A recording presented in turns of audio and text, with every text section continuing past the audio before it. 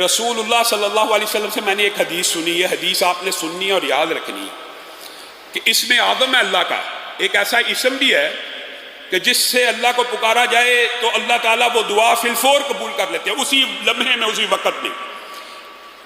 اور ابو امامہ کہتے ہیں رسول اللہ صلی اللہ علیہ وسلم نے فرمایا وہ اسم اعظم سورت بقرہ میں بھی ہے، سورت آل عمران میں بھی ہے اور سورت طٰہٰ میں بھی ہے. کہا رسول اللہ نے بس مجھے میرے سامنے یہ بات کی تو میں سورت بقرہ کھول کے بیٹھ گیا، سورت آل عمران کھول کے بیٹھ گیا، سورت طٰہٰ کھول. یہ صحابی کا قول ہے.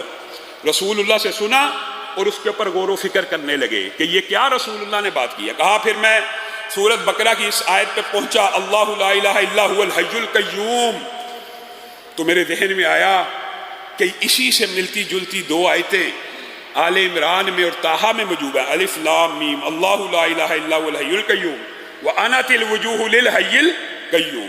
یہ تینوں آیتیں کہا مجھے مل گئیں اور مجھے پکا یقین ہو گیا یعنی تینوں آیتوں میں کیا چیز ایک سی ہے.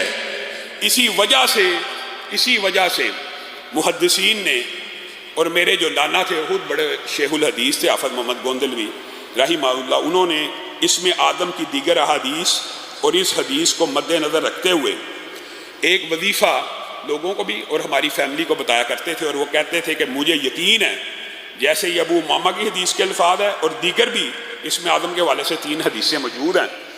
میں یہ سمجھتا ہوں کہ کوئی شخص اگر اسم آدم کو پانا چاہتا ہے تو وہ یوں کہے بسم اللہ الرحمن الرحیم. یہ بسم اللہ الرحمن الرحیم بھی شامل ہے.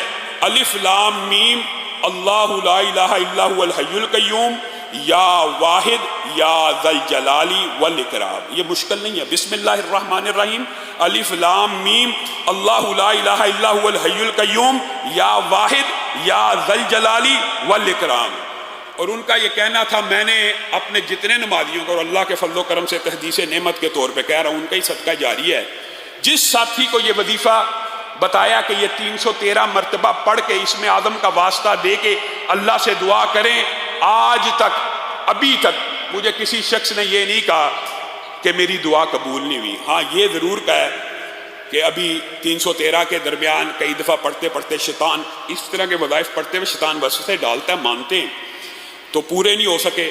تو جو بندہ یہ سمجھتا ہے ایک دفعہ 313 مرتبہ ایک نشست میں نہیں پڑھا گیا، توڑ کے پڑھ لے، کوئی حرج کی بات نہیں ہے. 7 دن 8 دن آپ تجربہ کر کے دیکھ لیں، یہ 313 مرتبہ اسم آدم کا وظیفہ پڑھیں اور کوئی بھی دعا جو آپ سمجھتے ہیں، علماء کے پاس آتے ہیں دعا کرانا شرعی وسیلہ جائز وسیلے کی قسم ہے، لیکن آپ خود کیوں نہیں کرتے؟ اس اسم آدم